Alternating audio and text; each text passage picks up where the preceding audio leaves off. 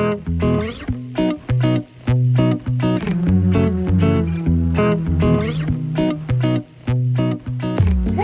welcome back to another episode of the Soapbox. I'm glad you're back.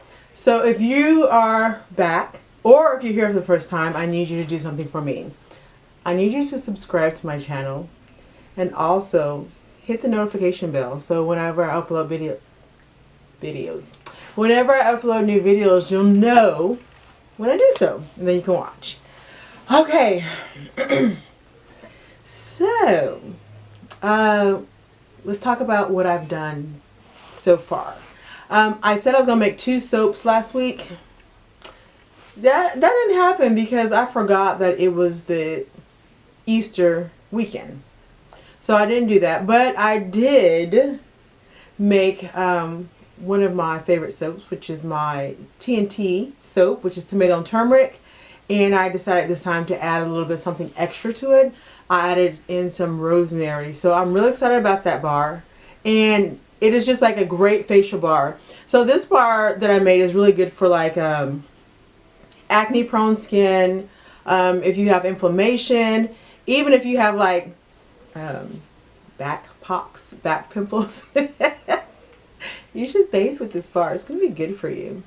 Speaking of pimples, am I the only one that's like intrigued by those pimple popper videos?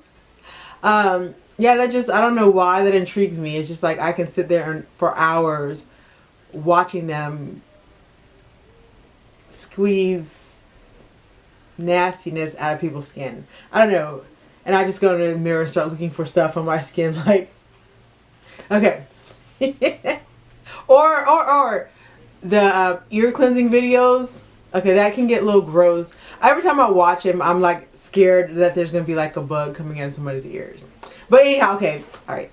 Off on a tangent. But anyways, so what did I do last week? Well, so I made my tomato and turmeric soap, which is a really great bar for if you have acne prone skin. Pimple popper video popped in my head again. Okay.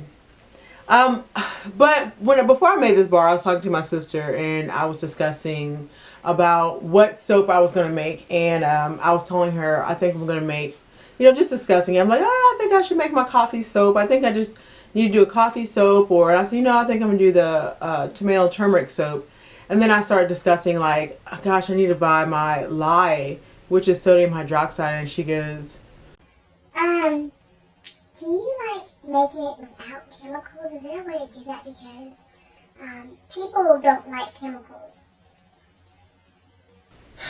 Immediately I was like, excuse me? No, you cannot make soap without chemicals. I'm like, I just really get tired of people saying, oh, my soap has no lye in it. Oh, I make my soap with no lye. They're lying. That is a big lie. Yes, you have to use lye in your soap. The reason why is because making soap is actually a chemical process. It's a chemical reaction. What it is when you make soap, soap is actually a salt that comes from the fatty acids and the oil combining with the sodium hydroxide, which is an alkali, and together when they combine, a chemical reaction happens which causes it to become soap. That's like saying, guys, I'm trying to find like a good analogy. Gosh, water without oxygen. Wait, what did I just say? Water. I'm originally from New Jersey. Sorry, that slips out every now and again, or it slips out a lot, so you'll hear that more often than not. Water is actually a compound chemical. The chemical makeup of water is H2O, which means it's 2 parts hydrogen which has bonded with 1 part oxygen. Therefore, water is a compound chemical reaction. You have to have that chemical reaction for it to occur. So when somebody says that they're making soap without lye, I'm probably 99.9. Is there a point? No, I'm 99.99999% sure that they're doing what's called melt and pour soap. So that process is there's a soap that's already made and there's other additives in it which makes it really fluid when you heat it over a double broiler, or some people just use a microwave. So they would heat the soap and they would add actually different additives into the soap, and then they would pour the soap into the mold. So they took out the process of actually making the soap and they're just adding additives to a pre-made batch of soap. So when they say that, they're typically using a melt and pour method and adding their specific additives to that soap. So you have to have sodium hydroxide, which is lye, to react with the fatty acids in the oil to make a soap. So there is really no way to make soap without sodium hydroxide. And okay, let me cover this too. It's like, I have to say this. When you mix the sodium hydroxide and the soap, it's like cooking with wine. That's what I tell people. It's like cooking with wine. Whenever you cook with wine or alcohol, which I tend to like to cook with alcohol, preferably rum. Okay, when you cook with these things and you heat it, the alcohol actually evaporates out of the soap. Well, similar, the alcohol evaporates out of your food, whatever you're cooking. So similar to soap, when you're processing soap and you add in that sodium hydroxide, that lye, and it has a process, it has to sit for, when you cold process soap, it has to sit for a minimum of 3 to 4 weeks. And when that happens, that sodium hydroxide actually, I like to say evaporates. It leaves the soap, which leaves it just leaves what's left, which that salt, which is the soap. A lot of times when you get soap that's really, I've heard people say, oh my gosh, that lye soap, oh, it'll get your skin, it'll kill you. Well, what is happening is people are over-lying the soap. They're putting too much lye into their soap, and when that happens, it's a bad batch, and it doesn't process correctly, and it's a very harsh soap for the skin. So that's what happens when you get soap, when you say it stripped your skin. It's just too much lye in that batch of soap. And so that's what happened there. Even back in the day, like something BC, 600 BC or something, they were like doing like sacrifices on a mountain. And like the ashes or the fat would run down the mountain into ashes, and they start seeing this foam on the water. I have to get the exact what happened, but no, you cannot make soap without lye or sodium hydroxide. If somebody says that, there's lye in that soap because they're lying. That's lye all over that product. Okay. All right. So I made tomato and turmeric soap, and I actually filmed myself doing it this time. So I'm going to post that video, or I'll attach that footage to this. I'm trying to think what else I should talk about. I said that I had a goal to lose 50 pounds this year. That's actually, it's like I haven't gained weight. I haven't lost weight.